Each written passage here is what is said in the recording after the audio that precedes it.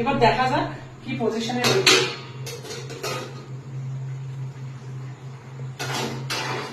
গন্ধটা কিন্তু বেশ বেরিয়েছে, জানো তো।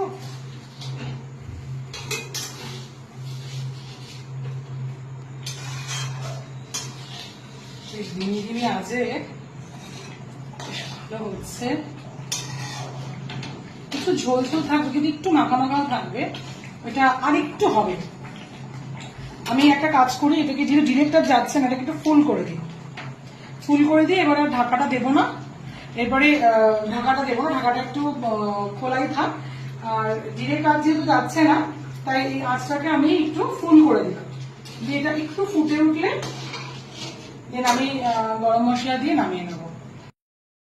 ফুটে গেছে, আমি আর গরম মশলাটা দিয়ে দিচ্ছি। ব্যাস, কুক হয়ে গেছে। এইটুকু গ্রেভি আমাদের রাখতেই হবে। তো এবার নামিয়ে নিচ্ছি। আমাদের গোয়ালন স্টিমার কারি অলমোস্ট রেডি। দেখা হচ্ছে ডাইনিং টেবিলে।